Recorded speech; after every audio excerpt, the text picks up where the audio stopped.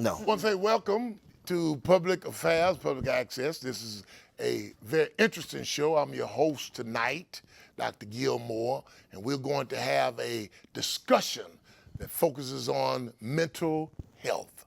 Let me share with you this definition the World Health Organization has given to the world.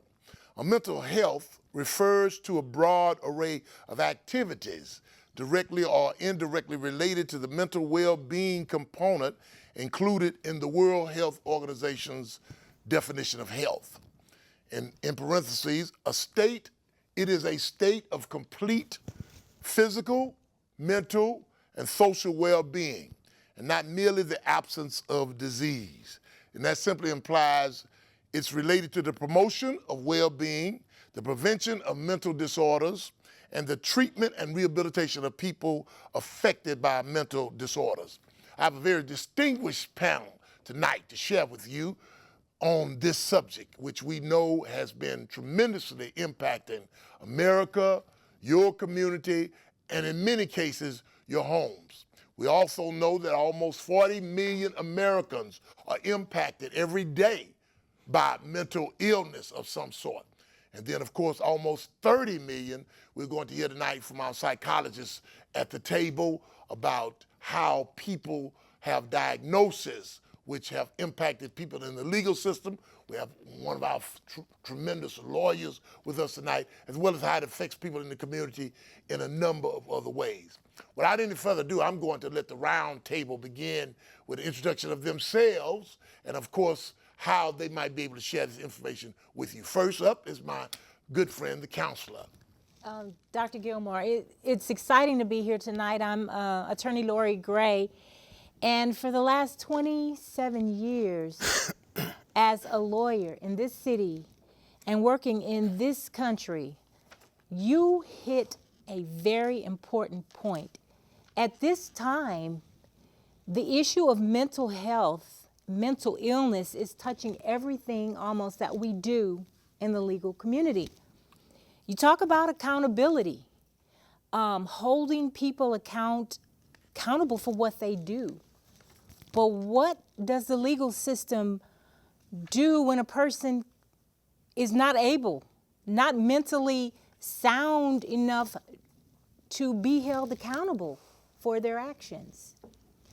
The response has been, in the county that I practice in, the creation of mental health courts, where the courts will combine the treatment with a part of the solution to address the problem.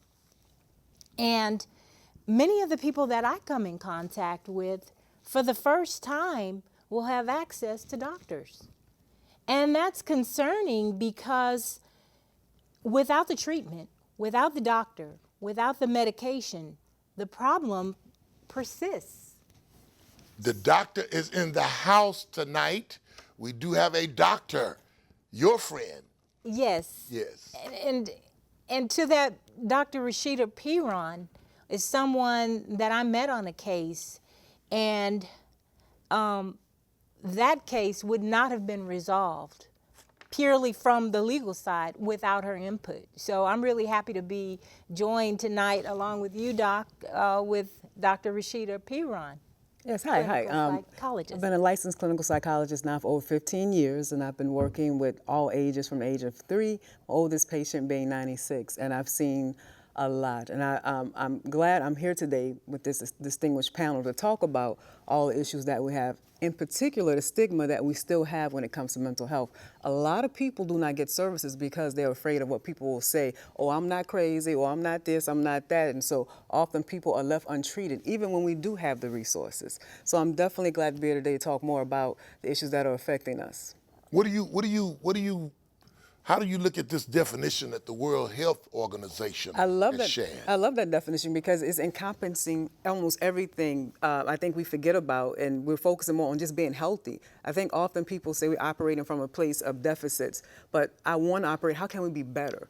And so I like that definition because it comes from this place of positivity and is more hopeful than what the definition, I think, in the past has been and what people perceive it. So I'm definitely glad that the World Health Organization has decided to, make this definition so much broader to include so much of what, we all experience. Okay, very good. My good friend, Reverend Dr. Carl Matthews, is also here, one of our faith-based leaders in the community, but also deeply involved as a community health worker.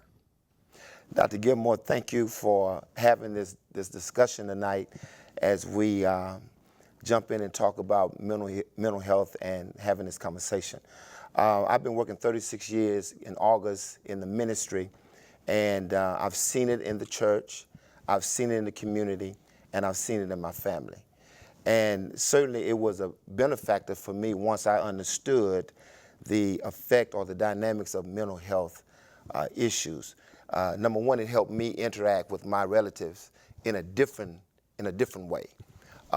Understanding what it means when someone transfer their dysfunctional abnormality on you to cause your day to be just, tipsy-totsy. So, it's helped me live longer.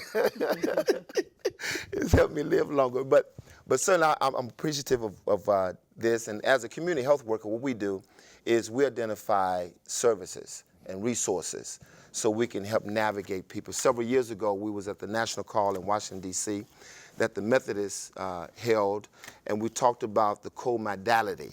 I sound like a doctor, but I'm in psychology, but I'm not. But I remember the term. And that just simply means mental illness and drug usage as well.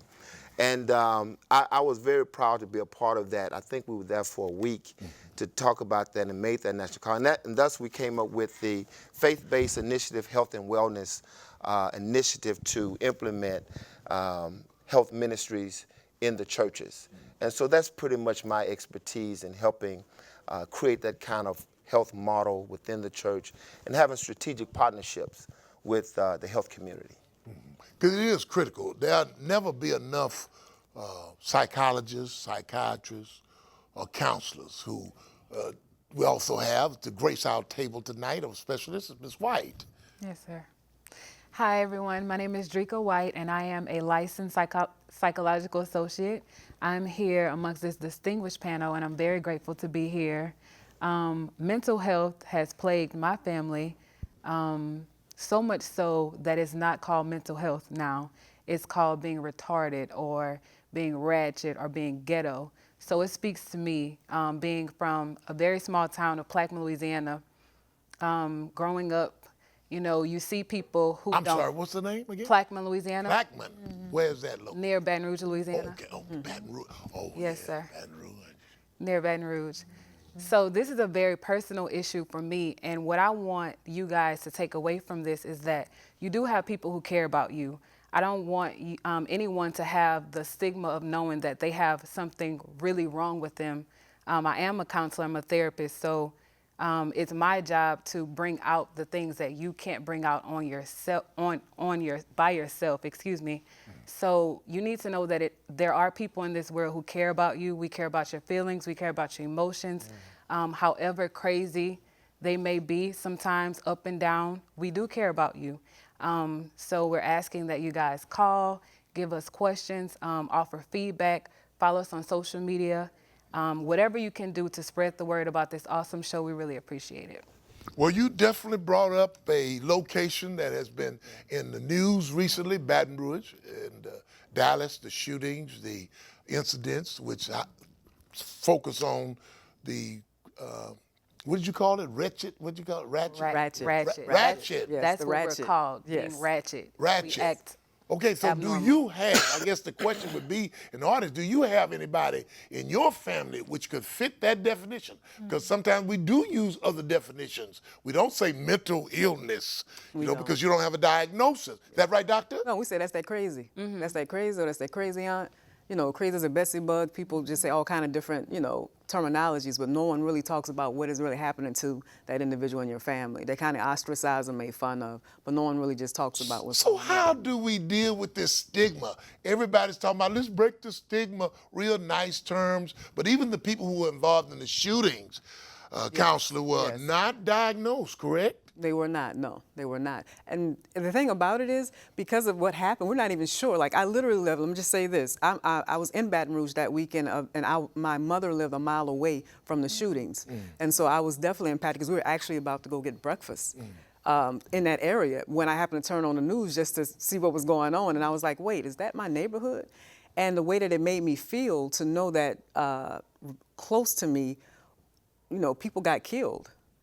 I didn't even think of like cops. I just thought people got killed, just literally got killed, and what was going through that shooter's mind. And so, no, he wasn't diagnosed, but I don't know. And I think Quanell X said it on one morning show recently. He was like, constant injustice breeds insanity. And I think that when we talk about, was the shooter from Dallas or the shooter from Baton Rouge, were they diagnosable? I don't know if they were diagnosable until that moment when they went into this rage or whatever. I don't know. There's just too many questions out there about, about these men's lives before all of this happened. I'm not sure. And yes. Many of the people that I'll come in contact, the first time they will even ponder the question, well, are you on medications? What medications? Are you taking anything? Are you hearing voices? Yes. Is there something going on? And if the answer is... You ask them these types of questions? A lot of times when a person is being processed, right, after an arrest, there is a processing period where you ask these questions. And many times I will run into people who say, well, I have been having these, this problem or that problem, but it hadn't been defined. And so what we try to do is to define it for them, because without a definition, there's no way to be able to address it. You'll keep doing the same thing if you think that is a response that's normal. That's normal. But in many cases, when they finally realize, hey, there is something that I can treat, there's a level of peace and comfort in knowing just that I have something that needs to be addressed, and it can be addressed. Well, Doctor, are you saying that connects to the idea that every person doesn't necessarily have to have a diagnosis? Yes, I'm glad you brought that up. I think one of the main issues that people are so concerned with diagnosis, because often when you have a diagnosis, you're labeled. And once people label you, sometimes it's hard to get out of that label. And often, especially when I work with children, I try to focus on not saying you have ADHD or you have depression. I try to just focus on the actual behaviors that they're exhibiting. And mainly that's because I just want them to say, like, you're okay. We just have to figure out how to help, the behaviors that you're going through. So I definitely agree that it helps to be able to, on one hand, to be able to say, this is what I have. But it also helps to not be defined by that label or diagnosis as well. So even though I have to diagnose you, because that's the rules of how everything works, I don't stay upon that. I don't talk to you as if you have ADHD. So we have, it's like, no, you're a person who has trouble paying attention at times, and this is what we have to do. You're a person that has trouble sitting still. You're a person that's more prone to get depressed or sad, or you're more prone to get nervous about different situations quicker than someone else. So that it kind of makes them feel like, I'm okay, I just happen to have this. And with that point, I think when you're a family member, right, and you have some appreciation of a person's that function in that way, I think it helps you interact with them differently. You know what I mean? Because you kind of understand those areas where they may be weak in and what have you. I never shall forget being in This Is It, and I was having a discussion with a young man about mental illness and the fact that 1 out of 4, 1 out of 5 in the room is probably have a mental health issue. And so a young lady was sitting next to me, she was smiling. I said, what you smiling about? You seem like you know something about what I'm talking about. And I said, well, what does mental health look like?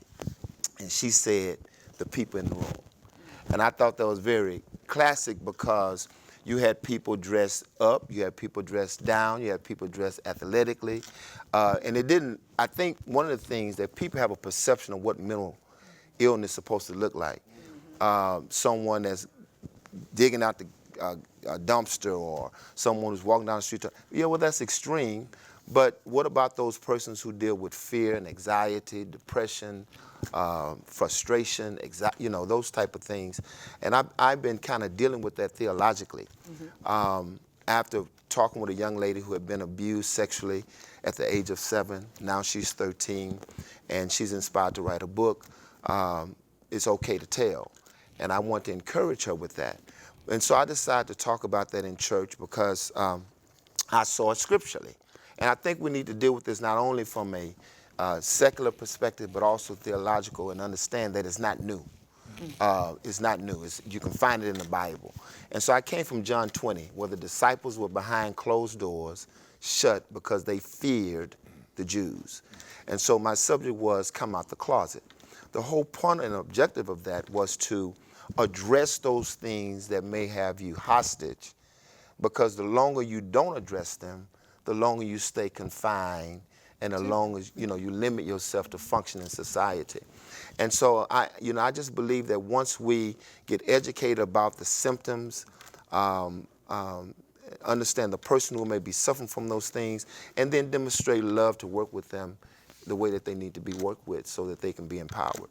Ms. White, you mentioned the point about your family. Yes, sir. How was it discovered? Did they get a diagnosis or what? No, and I will say this too. Not everybody will go to a doctor. Not everybody will seek counseling. Not everybody will go to get psychological testing. But it's apparent that some people have drug problems. They have financial limitations. They have things troubling them in their minds. And somebody who is licensed to counsel and offer psychological assessments, you know when somebody needs help. So many times we judge people based on how they act. But if I wasn't able to pay my bills, if I had children and I couldn't feed them, something would be wrong with me too. So that's why I have a problem diagnosing people with depression and anxiety or bipolar disorder if they're financially unstable. And that's what I'm truly passionate about, financial freedom.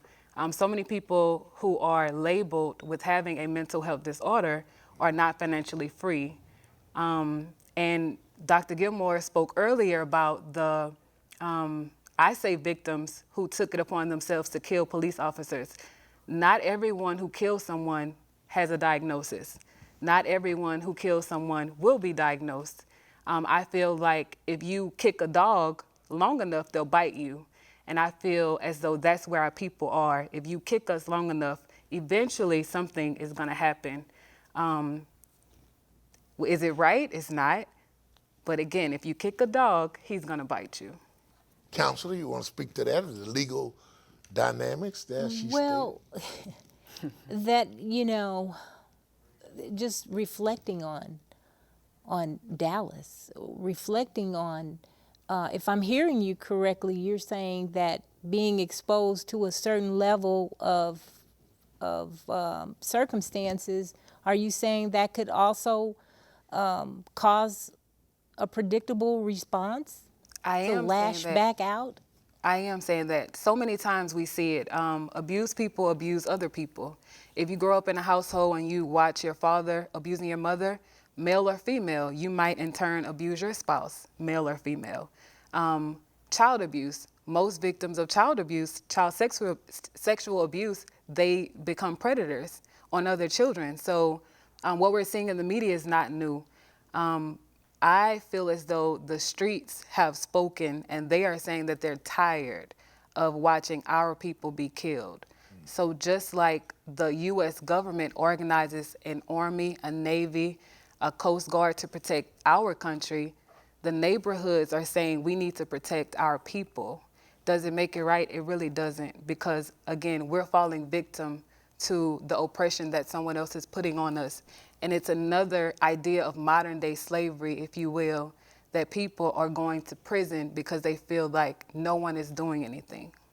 Well, Let me get the doctor's yeah. perspective from the psychological world. Yes, and actually when you first talked about having trouble with diagnosing, and that, you kind of piggyback on what I was saying earlier, because there's so many environmental factors that influence how you behave, and it's not always genetic. And this is the reason why there's a high number of people from poverty or impoverished neighborhoods who have quote-unquote diagnosable disorders. There's a reason why African Americans are disproportionately diagnosed with schizophrenia, bipolar depression, drug addiction, you name it, because of all the social ills that happen in our society. And then the treatment that comes with that. And we're treating them as if this is something that's genetically them, but often it's environmental. So when you use a medicine on, this is why sometimes medicine doesn't work, because this is not a genetic issue, it is environmental. And so if you are constantly attacked, whether it's by the policing of the neighborhood or just not finding a job or just feeling disenfranchised or powerless, these are the feelings that come from that. When you think about, all of us on this panel have been sad before. All of us have been nervous before. All of us have been maybe walked down the street and thought someone said your name and look around, no one's around. We've all had those experiences, but when it becomes a dysfunction is when you can't live like you're supposed to live. And if you don't have good coping resources, if you don't have, if you don't have the church, or if you don't have good family and friends, or someone like myself to talk to, you're likely to start manifesting all those environmental social ills into what we call acting out or behavioral issues that then become diagnosable. Well, Counselor, you were about to say something, but let me add a question on that, because obviously there are a number of people in our society who believe that the black-on-black crime justification cannot be merely environmental or social because of the nature of it, black-on-black crime, not, in terms of the recent responses have been tragic as they are, but some in Chicago and New Orleans and other places feel like, even in Houston, we've had some horrendous, incidents, which obviously somebody was mentally ill. Well, in some cases, that is the case. But what I was going to say to that point, when I realized that it was important in my practice to incorporate where I can a clinical psychologist, counseling and therapy, is when I heard from a therapist who told me, Lori, your brain is like one of the old records that you would put a needle on and drop it, and we would play, the records, the records on a record player. And if you continue to play the same song over and over again, it sets this groove into the brain, and you will continue to do the same thing. So how do we come out of that? How do we experience abuse or violence or some other tragedy and then change it? We have to make ourselves amenable to the resources that are out there. We need to come together and talk about that there is a solution. But if we are not availing ourselves to the solution and saying, well, I don't have money, or I don't have this, or I don't have that, then surely as we continue to play the same event, you're going to have the same result. There's black on black crime. There's white on white crime. There is crime, period. But there was also a time when people would say, well, I knew the difference between right and wrong.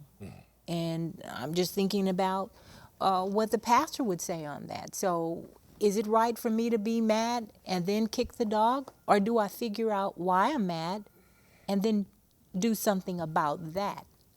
Well, I find that most people operate in their emotions for the most part. And that, I think that's where a lot of irrational decisions are made. One of the things, another thing I'm very focused on, I harp on this all the time, the importance of life choices. Because whatever decision you make today, you're going to be affected by that decision tomorrow. And I've even changed that from tomorrow to sometimes today. You can be affected by that. I'm sure there are a lot of guys who may have responded to situations emotionally, and when they sitting behind bars, they had a chance to think about how many ways they could have done that differently. And so, I mean, I really believe that the question's been asked, what can we do? What do we do? I think that this is a good start to have the discussion, number one. Number two, I think the faith community need to understand that a person who may be challenged with mental challenges is not demonic. And there's no need to go get a quarter oil and oil them down and pray for them and this kind of thing. But we need to provide safe havens for people to come and talk confidentially and share without being criticized, without being judged, and then provide them and arm them with information about the signs and the symptoms. One of the things that really helped me is when we had a meeting at the Herman Park Golf Course. I think Baylor College of Medicine did a skit. And sometimes, you know, seeing is believing. And each one acted out in the role of being a professional, going to work, waking up, beautiful day, had a cup of coffee, live in a suburb area, the whole 9 yards, right? But then it switched. And it was like, well, let me see who I'm going to download on today and give my problems to today and so forth and so on. And at the end of that, they simply said, hi, my name is bipolar. I thought that was very interesting because it helped me even to interact with the people in the church differently. I used to take things very personal. I'm the man of God. I'm the spiritual man. How could someone function that way? Until I started understanding, well, people are impacted with life situations and circumstances that affect them and affects their behavior and how they interact with you. And so sometimes everybody's not on their A game, so to speak. But, you know, we talk about schizophrenia, we talk about bipolar. I think it's just as important to talk about depression. I mean, depression and guilt. Let's not leave guilt out. Guilt has been one of the things I've been seeing a lot in the ministry, that people have not forgiven themselves for things they may have done or things that's been done to them. And it affects how they function, it affects their life choices, it affects their behavior, it affects their relationships in so many ways. And so, you know, you wonder why divorce rates are high. Many times it's because of the transference. I think Erykah Badu used to sing the song, Bag Lady. You know, so I don't want to get beat up by the women here, but men have bags too. Yes. That they transfer into relationships and what have you. So I think education, information is one of the things that we have to focus on. Thank you very much. We are deep in the discussion. You can call us. We're going to take a break and want you to enjoy this public service announcement for our veterans. And we'll be back on Public Affairs, Public Access. Stay tuned. As I transitioned out and I looked at 10 fingers, 10 toes, I was okay, so I thought. It didn't hit me till 9/11, and I didn't know it. And my first reaction was, why now, and why so many years later? I had no idea that I had post-traumatic stress disorder. At the time, I really didn't know what PTSD was. So I would sleep with a knife in my hand and my weapon on my chest, and any noise that would happen, I would jump up. The way I reacted to situations was very aggressive. My voice would be at what most would perceive a yell. People would ask me, why are you getting so mad? And I'm like, I'm not mad.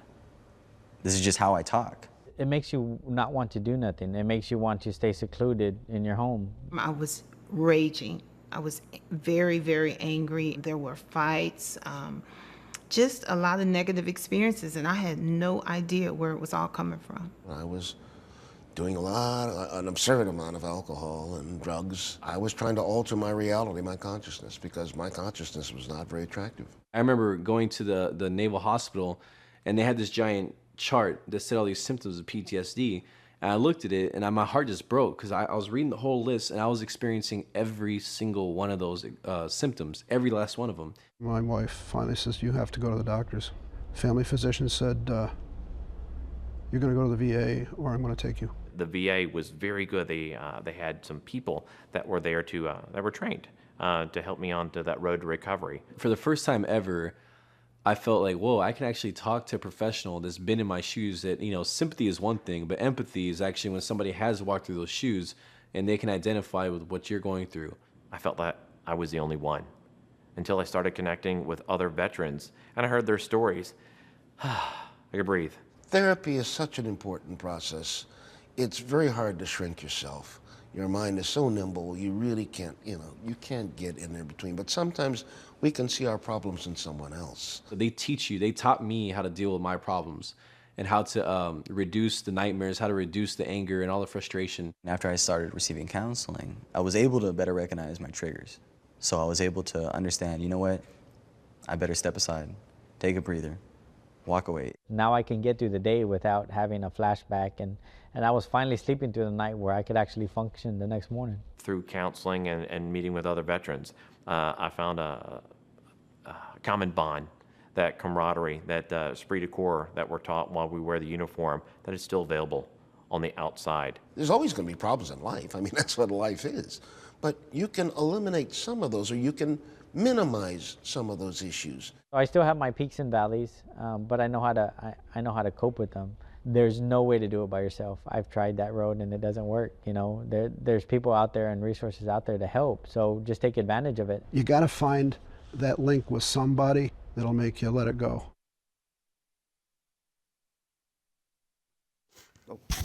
All right, we're back. We want you to, if you would like to call, you have an opportunity in these last 30 minutes. We want to let you know about some potential resources that are available here in the city of Houston, as well as nationally. We do have some organizations like the Mental Health Association, National Association of Mental Illness, who make programs and training available to parents and others, but you have to request them. So we want you to make sure that you are availed of that. And let's continue our discussion as well about the resources that might be potentially available to you, whether in the church. I'd like to start with the church perspective from Pastor Matthews, and then we'll move into the legal field as quickly as possible. Yeah, man, I think for the church, there needs to be training made available to the parishioners about mental illness. And the symptoms and signs and the different levels of mental illness. I think it would help the pastor. It would help the parishioners even understand that even perhaps the pastors may have some challenges with their mental challenges. What I love about the Texas Baptist Council in Dallas, they're putting a lot of emphasis on how and why the church should be a conduit or a facility to facilitate services for their parishioners.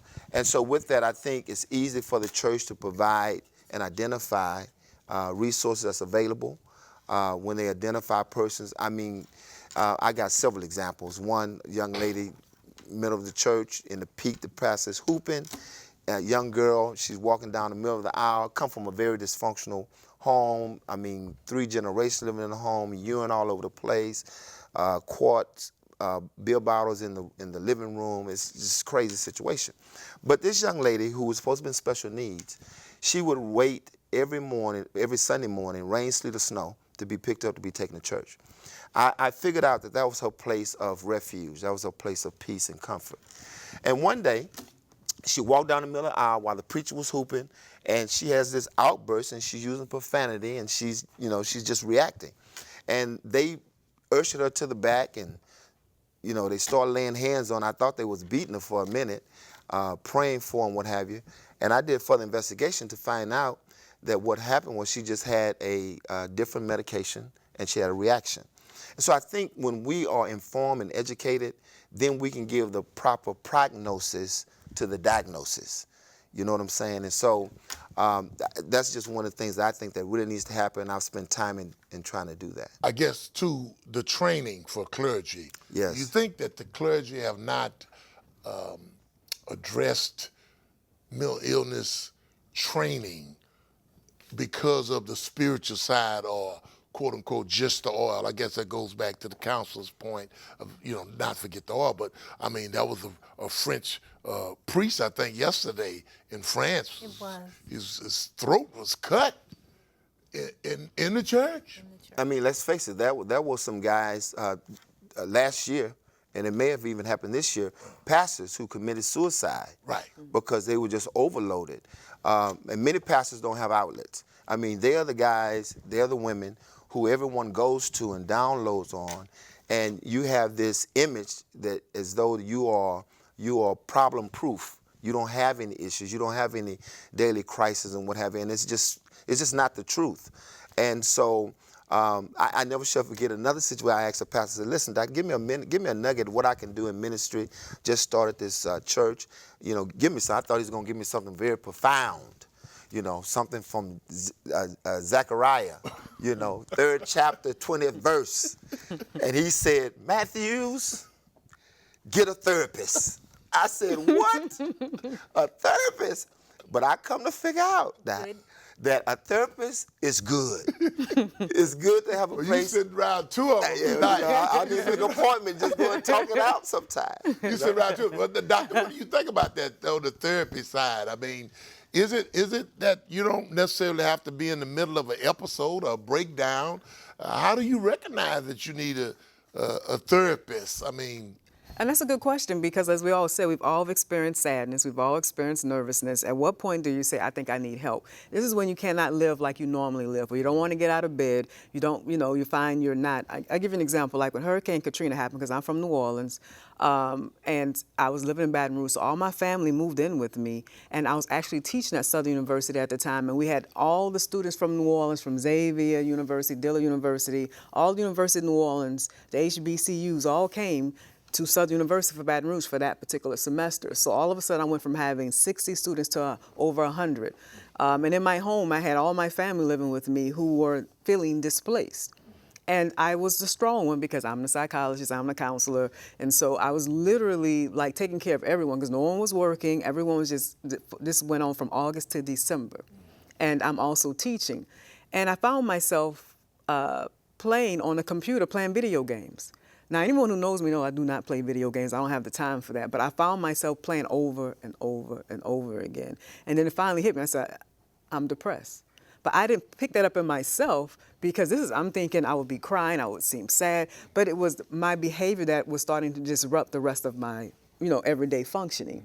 And so when you look at yourself, for everybody is different. It might not be, some people cry all the time, so it doesn't mean they're depressed because they happen to be very emotional and cry. But when it starts to, anytime your emotional distress or everything you're going through starts to interfere with your ability to work or your ability to interact appropriately with your family, your friends, anything that changes where you just cannot function as you normally have, that is when you need to seek help. And let me say this as well. It doesn't mean that you only should come see a psychologist or a counselor or a therapist when you're doing bad. Sometimes you just want to, I think it's good for people just who just want to run ideas or just say, I just, want to talk and express myself and I don't have a safe place to do that. I've had clients who were, in that situation who came to see me regularly who really didn't have major issues but just wanted a place to feel safe and to discuss as preventive, really, before it got to the point where they really did need help. Well, that goes to, I guess, the legal side, because I'm assuming that you would prefer that they would get counseling before your number is called and you're defending in a domestic case or violence of some sort. Exactly, and I want to say this because this really touched this whole conversation. If you have a loved one that is in jail right now and you think that there is a need, there's something going on, there are services available to them. But if you don't ask for them, sometimes even your attorney may not even suggest, have you had any testing done? Are you getting any help for the feelings that you're having right now? Ask. You can get testing. You can get medication. You can see a psychologist. But if your loved one has, for whatever reason, not reached out to those services, they are available. And once we do get the call, you're right, Doc. We're almost always on the criminal side, almost in a crisis mode. Something bad has happened, and there is going to be some sort of result, a punishment for what has happened. But in taking into account what should be done, should you throw them into prison? and lock them up and never really get to the heart of the problem, which unfortunately has been the case so many times? Or do we ask ourselves, well, why did they do this? Is there something else that's going on?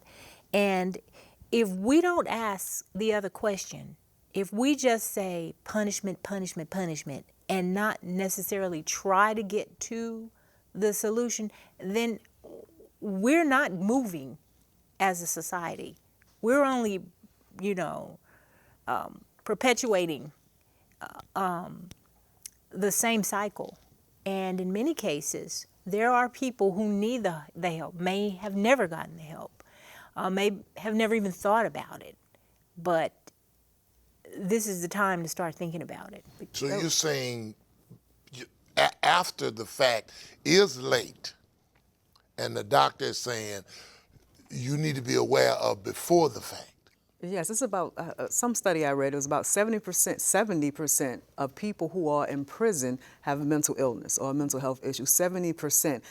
So imagine if these people were treated, how many people would not have been impacted. I'm talking about in the community, because these are people who have killed or hurt other people who had diagnosable disorders that were never treated. Yeah. So imagine if people put more money into mental health awareness, making people feel comfortable about seeking help, we would probably have less crime as well as less people in the prison system. Which also, Doc, man, can come on, which also it exacerbates or it increases the continuation of the effect of the community being affected. Yes. In other words. Yes. I know one time that I forget who it was at the Alcohol and Drug Council, and they gave a study and report about how children are traumatized from the ages of 1 to 12. Not only just in the home, but just going to funerals in our community. Losing grandmama, big mama, big mama, big papa, and everybody else. And we're expected to handle that, wrap our minds around that, and function as though nothing is going on. I think we've been doing it well to some degree. Yes. But I think really and truly it's time really, Dr. Gilmore, for the health community to be more proactive in getting the information out there. And I think the other thing, why it's probably not really being talked about as much, is because look at how it would affect the criminal justice system. Ah, yes. It's a business. And yeah, exactly. Yes. And so if you now redirect that to treatment as opposed to incarceration, you're looking at a system that generates billions of dollars that's going to crash. I think even when the budget came out, and I believe it was the second time or third time when Barack Obama ran, the only budget that wasn't really cut was the criminal justice budget. Wow. It was the only budget that wasn't cut. Whereas mental health services budget was cut. It continues to be cut. Exactly. Yes. And social services was also affected with budget cuts. So I think America needs to get its priorities back in perspective and start investing in the citizens and the people that makes this country pay taxes and work hard and to love their families and give their families a great chance. I mean, I just think that's where we need to go. And we've gone through many, many years in the criminal justice system of this whole idea of let's be tough on crime. Yes, let's be tough on crime. Right. But what I'm hearing you say, and I agree with you, but let's also consider if there is something else, if there is mental health matter that has not been addressed, then we have the responsibility to do that. Yes. And let me say, the community is taking some responsibility on August the 6th at the Fountain Life Center. There's going to be a hood and gang and clique truce. Time to stop the senseless murders. That's going to be held on August the 6th, starting at 1 p.m. And that location is 14,083 Main Street here in Houston, Texas. Also, there's going to be a disability rights conference for those kids, teenagers, and parents that are affected between the ages of 14 and 24 years old. Because we do know that some people transition out of their teenage lives and they still need some type of support. So the other side of that is that parents need to be educated and those caregivers. So that's going to be held also at the Houston Marriott, 1750 West Loop, South Philly. Both of those events are going to be held on the 6th of August, as well as there's going to be the City of Houston's Mayor's 6th Annual Back to School Fest at the University of Houston, 25,000 pre-registered. You have to pre-register children from Houston region area school districts, going to be helping you with backpacks, haircuts, immunizations, things that will get you some help. You got to register by the 31st, and you can call the 311 number here in the city. In other words, I guess I'm saying that there are a lot of resources available, and you've got to try to find support that you need. Even as Pastor Matthews was saying, that if you are at a church and you recognize that you might have a child, as the doctor was saying, who has a problem, that you should reach out to someone, some organization, some group. Would you agree, Doctor? Yes, yes. You can reach out to American Psychological Association to find local psychologists, as well as the Association of Black Psychologists if you are looking for African American or Black psychologists. You also have my name you can look into if you're interested in getting any services and counseling. So there are resources out there. There's no reason if you are going through something that you should not seek out treatment or help. Ms. White, what are you saying about that? And I would like to add to parents, if you do have a child that has mental health issues or learning disabilities, you do not have to medicate them. Understand that they can go through a series of counseling sessions, but they do not have to be medicated. And I know that sometimes prevents parents from even seeking help at all because you feel like you don't want your child to be a dummy or a zombie or a vegetable. But there are additional resources, like Dr. Piron said. Seek counseling. Don't always refer to family and friends to solve your own problems. Don't wallow in self-pity either. So you heard it from the doctor. We have a reverend here. We have an attorney here. We have another doctor here. So there are resources out there for you. I think that's one of the things that we like to talk about from time to time, that you think you're by yourself. I think the counsel, would you agree that it's true. You're never by yourself? And you're right. And it can be isolating because there has been a stigma in our community to say I'm depressed or to say that I need some sort of counseling. To say that and somehow means that you're weak. Yes. But that's far from the truth. And I think, Dr. Piron, in the cases that you've been able to help the clients that I'm working with, to be able to understand that it is not a weakness. It actually is an illness in some instance. It is, yes. That needs to be treated. Yes, I like to tell people it's no different if, there's no stigma attached to say I have diabetes or heart disease or, that you have to take high blood. People say, oh, I got to take high blood pressure pills. I have to do this. And it should be the same, everyday normalcy of saying I have depression or I have anxiety, or even if I have schizophrenia.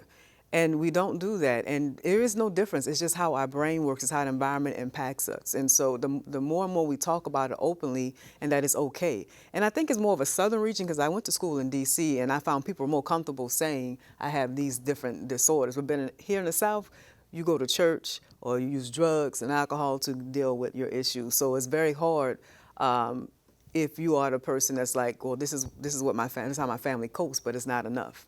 It's not enough. I want to kind of just piggyback on that because I think that's awesome. I was thinking as you were speaking about Apostle Paul in 2 Corinthians chapter 12, around verse 8. Paul talks about how he has a thorn in his flesh.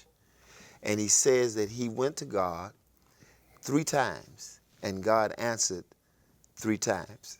My grace is sufficient, and my strength has been made perfect in your weakness. And as you was talking about the fact, does it mean that you're weak because you are dysfunctional, you don't have the state to function normally? I like that. And I'm glad I'm in tune with myself to know that when I'm driving on my vehicle, I'm headed to work or whatever I'm doing, when I'm not in my place to function normally. I think that's a good monitor gauge for me. But just to mention that, I guess my reason for mentioning Paul is to say, Paul did pray. And prayer is powerful and prayer works. And for those of you who may be challenged or you're in a place where you're not functioning normally, then find your church where you can go and at least pray. And then we hope that we can reach enough pastors to have a mental health ministry that will provide resources, as we've mentioned today, that you don't have to go through these things alone and by yourself. So you have God and you have resources, and I think with your faith you can overcome, because I have. Any closing thoughts? I have a question for the pastor. Do you think it's okay for people to feel like I'm just going to pray and that's it? I don't need to talk to anyone, I'm just going to pray. No, but the Bible clearly states faith without works is dead. And so I think with prayer, it's just like being unemployed or anything else.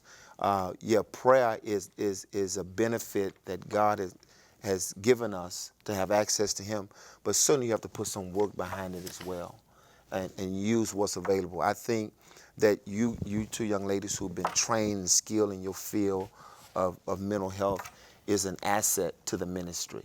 And I think we should draw and connect with you and work with you because we're not counselors. I mean, we're spiritual counselors, but there's another side, the scientific side. And I think we need to incorporate that and respect that training that you all have been privy to, and we need to make that available to our parishioners. And I wanted to add one thing. A lot of times we'll try to self-medicate too. Yeah. In using drugs, and I want to bring that out because I'm interested in your practice. Are you seeing that people are sometimes turning to abusing alcohol or using illegal drugs and sometimes prescription drugs in order to try to medicate themselves, self-medication? Definitely. Like for a lot of people with ADHD, marijuana does help you focus better.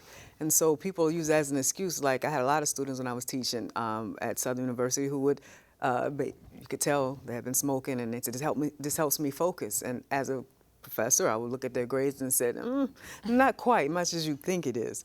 But but it would they would drink to cover up depression when they're sad. They start to drink because even though alcohol is depressant, it relaxes you, and so it helps whatever issues you're dealing with. So often people do self-medicate as a way, when they start feeling uncomfortable. No one likes to feel uncomfortable. No one likes to feel those emotions. Anxiety is a big one. Marijuana, pain pills are often used with anxiety because it relaxes you. So. Thank you. That was such a tremendous insight from all of you, really. I wanted to add the last definition that we can think about. The World Health Organization defines mental health as a state of well-being in which the individual realizes his or her own abilities, can cope with the normal stresses of life, can work productively and fruitfully, and is able to make a contribution to his or her community. So with that being said, we certainly do want to say that mental health is a reality we all must address, and if not, it'll overtake us all. So hopefully it's gave all of you in the audience some insight. And don't live with it by yourself. Don't feel like you're being affected by yourself, because you do impact other people, whether they're loved ones or persons in the general community. We all suffer in some way. But hopefully we'll have other shows that we'll be able to share with you on public access, and make sure that you have an opportunity here to come and share the word about what's available, because we do have a tremendous problem in our community, our state, and our nation, as well as the world, as it relates to mental health. And whether we want to admit it or not, it's impacting all of us. So again, we want to say thank you to all of our guests tonight. We've had a tremendous insight And hopefully, if you have other questions or if you'd like to know more about how to reach us, you can do it through this station, this public affairs, public access station. And we'll be able to contact you and make sure you're available to resources if needed. Again, it's been a tremendous opportunity, and I hope that many of you don't live alone, don't stay alone. You could be with a house full of people, but still alone. Reach out, find somebody, some organization, church, faith leader, friend, colleague, job. Reach out. We want to help you. Until the next time, Public Affairs, Public Access, right here, stay tuned. You'll always have some very pertinent information coming right to you. Thank you very much for joining us.